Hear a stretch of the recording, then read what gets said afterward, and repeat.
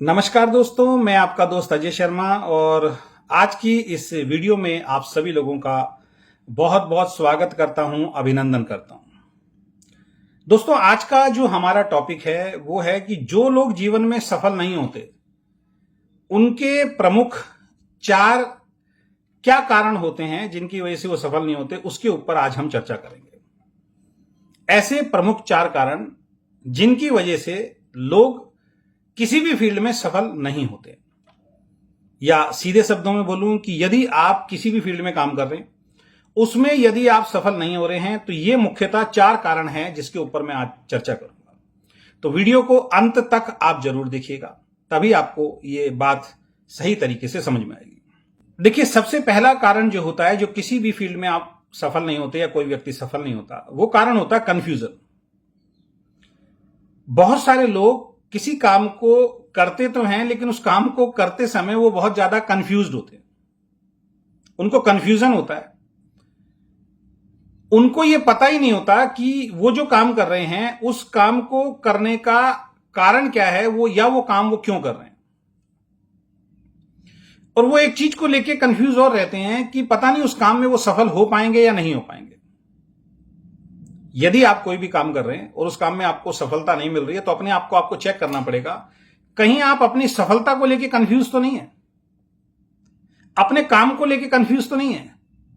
क्योंकि जिस काम को आप और हम कर रहे हैं, जिससे आपको और हमें सफलता मिलेगी, उस काम को लेके ही यदि आप और हम कंफ्यूज हैं अभी, तो फिर सफलता नहीं मिल सकती है, क्योंकि वो काम हमें समझ में नहीं आया।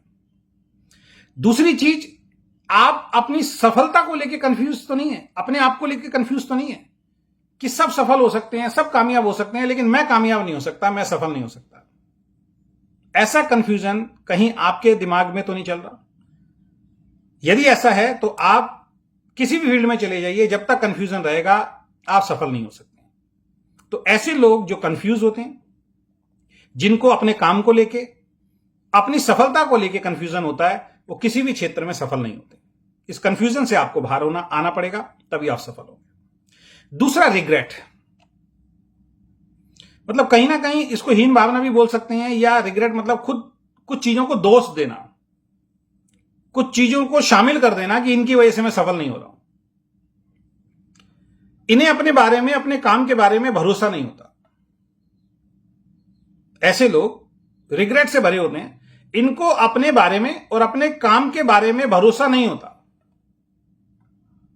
और ऐसे लोग किसी भी काम को कर रहे होंगे ना, उस काम में नाकाम करने के, उस काम में काम ना करना पड़े, या उस काम में असफल होने के लिए बहुत सारे बहाने ढूंढ लेते हैं, या बहुत सारी बातें खुद ही क्रिएट कर लेते हैं। यानी उस काम में ये कुछ ना कुछ बातें ऐसी डाल देते हैं, ऐसी बोलना शुरू कर देते हैं कि मैं सफल तो हो सकता हूं लेकिन इस कारण से मैं सफल नहीं हूं। जैसे कुछ उदाहरण मैं देता हूं। जैसे कोई काम करेंगे तो कहेंगे जी अब तो इस फील्ड के अंदर सभी लोग सफल हो गए, मैं तो बहुत टाइम के बाद मैंने काम शुरू किया है, अब मेरे पास उतना समय ही नहीं है, नहीं मिल रहा मुझे जो मैं सफल हो पाऊंगा, क्योंकि मुझसे पहले बहुत सारे लोग जो जुड़े हैं वो सफल हो गए। या एज को सामने ले आएंगे कि मेरी आधी से ज्यादा जिंदगी निकल गई है, अब जाके मुझे काम मिला है, अब मैं काम करूंगा, अब शायद मुझे उतनी बड़ी सफलता नहीं मिल सकती है। या मेरे पास इस काम में सफल होने के लिए जिन चीजों की जरूरत होनी चाहिए, या जो संसाधन मेरे पास होने चाहिए, वो मेरे पास नहीं है। जब हम किसी काम को करते हैं ना, तो साधन संसाधन अपने आप जुड़ते चले जाते हैं अगर हम शिद्दत के साथ मेहनत करते हैं। लेकिन बहुत सारे लोग यही बात बोलेंगे, मुझे ये मिल जाए ना, फिर देखो मैं क्या करता हूं। अरे भाई, वो मिल जाता, वो होता तो शायद तुम काम ही नहीं करते। तो बहुत सारे लोग ये कहते हैं मेरे पास सही साधन नहीं है जिसकी वजह से मैं सफल नहीं हो रहा हूं। ये रिग्रेट है इनका, ये इस तरीके की बातें करते हैं, यानी अपनी असफलता को किसी दूसरे चीज के ऊपर थोप देना।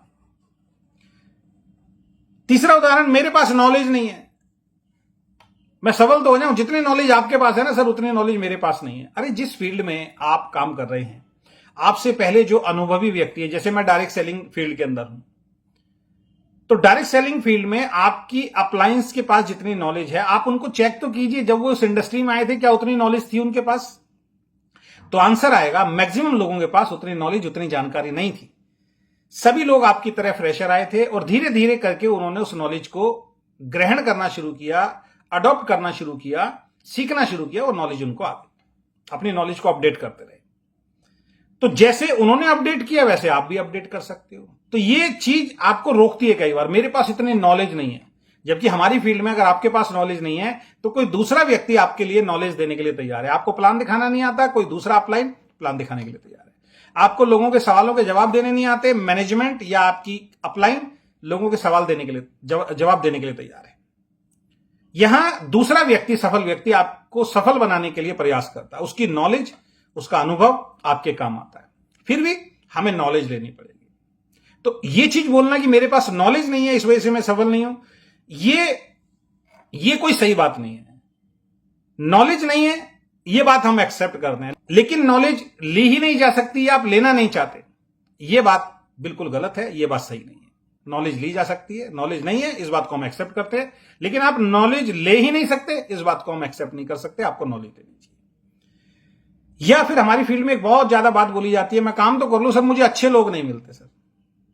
अरे अच्छे लोग कोई पेड़ पे लगे हुए फल थोड़ी है कि आप जाओगे और तोड़ लाओगे। अच्छे लोगों को ढूंढना पड़ता है, अच्छे लोगों को बनाना पड़ता है। बहुत सारे लोगों को मैंने देखा है कि वो इस इंडस्ट्री में आने के लिए तैयार नहीं थे, लेकिन उनको सही तरीके से गाइड किया गया तो आज वो लोगों को लेके आते हैं इस इंडस्ट्री के अंदर। अब उनको कोई बोले इंडस्ट्री छोड़ दो, वो छोड़ने के लिए तैयार नहीं है। ऐसे ऐसे लोग हैं जिनको प्लान दिखाना नहीं आता था, आप उसको अच्छा नहीं समझते जिनको प्लान दिखाना नहीं आता। लेकिन आज ऐसे लोगों को मैं जानता हूं, इवन मैं भी शुरू में प्लान दिखाना नहीं आता था, स्टेज पे बोलना नहीं आता था, वीडियोस में बोलना नहीं आता था, लेकिन धीरे धीरे प्रैक्टिस करते करते आज सब कुछ संभव हो गया। तो आपको यदि ये लगता है कि मुझे अच्छे लोग नहीं मिलते हैं तो ये आपकी गलतफहमी है, ये आपका रिग्रेट है, ये आपका एक खुद का बनाया हुआ एक लाइन है जो आपको आगे नहीं बढ़ने दे रही है। जब आप फील्ड में निकलेंगे आपको अच्छे लोग ऑटोमेटिकली मिलना शुरू हो जाएंगे। आपकी टीम में जो लोग जुड़े हैं उनके साथ अगर आप उनको सही एजुकेट करते हैं तो उन्हीं में से बहुत सारे लोग जो है वो अच्छी तरीके से काम करना शुरू कर देंगे और वो अच्छी तरीके से काम करेंगे और आपको लगेगा कि अच्छे लोग अब आपके साथ जुड़े हुए हैं। सभी लोग अच्छे होते हैं, कोई भी आदमी खराब नहीं होता, बस सोच सबकी अलग है। किसी को आपका बिजनेस पसंद आता है, किसी को आपका बिजनेस पसंद नहीं आता। कोई ये काम करना चाहता है, कोई ये काम नहीं करना चाहता। तो हम उसको गलत मान लेते हैं जो इस इंडस्ट्री में नहीं आना चाहता, जो आपके साथ काम नहीं करना चाहता, उसको हम गलत समझ लेते हैं। ये गलत है। हर आदमी network business, direct selling business के लिए नहीं बना है। बहुत सारे लोगों को नौकरी पसंद है, बहुत सारे लोगों को बिजनेस पसंद है। तो आपके कुछ दोस्त, कुछ पड़ोसी, कुछ रिश्तेदार जब आपको इस बिजनेस के लिए मना करते हैं, आपको लगता है बेकार आदमी। अरे भाई बेकार आदमी थोड़ी है, वो उसकी चॉइस है। नेटवर्क बिजनेस को करना ना करना उसकी चॉइस है, उसको पसंद नहीं है, उसको समझ नहीं आ रहा है, वो नहीं करना चाहता। तो इसमें ये थोड़ी है वो गलत आदमी है। वो जो काम करना चाहता है वो उसके लिए बना है। आपको डायरेक्ट सेलिंग पसंद है, आप डायरेक्ट सेलिंग के लिए मैंने, जैसे आपको डायरेक्ट सेलिंग पसंद है, जैसे मुझको डायरेक्ट सेलिंग पसंद है, जैसे लाखों लोगों को डायरेक्ट सेलिंग पसंद है, ऐसे ही जब हम लोगों के पास जाएंगे, नए लोगों के पास जाएंगे फील्ड में, तो हमारे जैसे लोग भी हमें मिलते हैं। तो उसके लिए काम करना। तीसरी जो कमी होती है, ऐसे लोग जो है ना वो ख्याली पुलाव बनाने वाले होते हैं।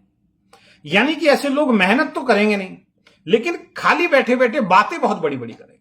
आपकी टीम में भी होंगे, हमारी टीम में भी होते हैं ऐसे बहुत सारे लोग जो कहते हैं सर मैं लाखों रुपए महीना कमाऊंगा, देखना है मैं करोड़ों रुपए महीना कमाऊंगा, मेरी बहुत बड़ी टीम होगी, मेरे दम पे देखना सर कंपनी कहां जाएगी। इस तरीके की बातें करते हैं। लेकिन जहां मेहनत करने वाली बात आती है, मेहनत करने के लिए तैयार नहीं है। तो अपने आप को चेक कीजिए, कहीं आप भी इनमें से तो नहीं, अगर सफल नहीं हो रहे, कि आप बातें ज्यादा करते हैं, काम कम करते हैं। सफलता किसको मिलती है? जो काम ज्यादा करेगा और बातें कम करेगा। भाई फील्ड में उतर के जो एक्शन ज्यादा लेगा, सफलता तो उसी को ज्यादा मिलेगी ना। लेकिन आप बातें तो बहुत कर रहे हैं, लेकिन आप एक्शन नहीं ले रहे हैं, तो आपको सफलता नहीं मिलने वाली। तो ऐसे लोग जो बैठे बैठे ख्याली पुलाव बनाते हैं कि मैं ये कर दूंगा, मैं वो कर दूंगा, आप देखना आने वाले वक्त में क्या होगा, लेकिन हिलने के लिए तैयार नहीं है, मेहनत करने के लिए तैयार नहीं है। इसका मतलब पहली वाली लाइन पे आ जाइए, वो कंफ्यूज है। उनको ये क्लियर ही नहीं है। भाई सफलता तो तब मिलेगी ना जब आप एक्शन लोगे। केवल बातों से सफलता नहीं मिलती। मैं बहुत सारे लोगों को जानता हूं इंडस्ट्री में जो कई सालों से बातें कर रहे हैं, ये कर दूंगा, ये कर दूंगा, आप देखना मैं कर दूंगा, वो कुछ नहीं करते हैं। थोता चना बाजे घना वाला हिसाब किताब उनका होता है। तो ऐसे लोग जो ख्याली पुलाव बनाते हैं, जो मेहनत करने के लिए तैयार नहीं होते, ऐसे लोग भी किसी भी काम के अंदर सफल नहीं होते हैं। तो अपने आप को चेक कीजिए कहीं आप ऐसे तो नहीं है। और लास्ट लाइन इसके अंदर मैं जो ऐड करना चाहूंगा वो होता है फिक्स माइंडसेट। ऐसे लोग जो किसी भी काम के अंदर, नेटवर्क बिजनेस के अंदर जो फेल हो जाते हैं, ये वही लोग होते हैं जिनका फिक्स माइंडसेट होता है। यानी एक बार जो उनके चीज में दिमाग बैठी हुई है, उसके बाहर की दुनिया को देखना ही नहीं है, उसकी बाहर की दुनिया को समझना ही नहीं है, कोई नई नॉलेज लेना ही नहीं है, कोई नया अपडेट आप उसको उनके अंदर डाल ही नहीं सकते। उन्होंने ये मान लिया कि नौकरी से ही मेरा जीवन जो है वो अच्छा चल सकता है। उनको ये भरोसा ही नहीं होता कि डायरेक्ट सेलिंग बिजनेस में भी उनकी जिंदगी बदल सकती है। वो कुछ सीखने के लिए, वो कुछ नया करने के लिए प्रेरित ही नहीं होते, तैयार ही नहीं होते हैं। तो ऐसे लोग जिनका फिक्स माइंडसेट है, जिनको लगता है उनका जीवन जैसा चल रहा है वही सब कुछ सही है, उसके अलावा दुनिया में कुछ नहीं है, मैं जैसा सोचता हूं, मेरी जिंदगी जैसी चल रही है, मैं जो काम कर रहा हूं यही सर्वश्रेष्ठ है, ऐसे आदमी को बोला जाता है फिक्स माइंडसेट। उसको दुनिया का कोई आदमी नहीं समझा सकता। जिसने अपना माइंड किसी भी चीज को लेकर फिक्स कर लिया, उसमें आप कोई चीज डाल नहीं सकते। इसको फिक्स माइंडसेट को लॉक करना भी बोल देते हैं।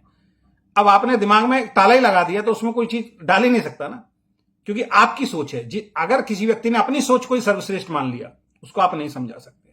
तो ऐसे लोग जो फिक्स माइंडसेट के होते हैं, वो सीखने के लिए भी तैयार नहीं होते, वो समझने के लिए भी तैयार नहीं होते। जो सीखने के लिए तैयार नहीं होगा, जो समझने के लिए तैयार नहीं होगा, वो फिर मेहनत करने के लिए क्या तैयार होगा। और जब आप सीखने के लिए तैयार नहीं होंगे, जब आप समझने के लिए तैयार नहीं होंगे, और जब आप मेहनत करने के लिए तैयार नहीं होंगे, तो उस फील्ड में आप कभी भी सफल नहीं होंगे। तो ये प्रमुख 4 कारण हैं जो किसी भी फील्ड में आप काम कर रहे हैं, खासकर डायरेक्ट सेलिंग फील्ड की मैं बात करूंगा क्योंकि मैं उसी फील्ड से हूं, तो आप निश्चित रूप से सफलता को प्राप्त नहीं कर पा रहे होंगे।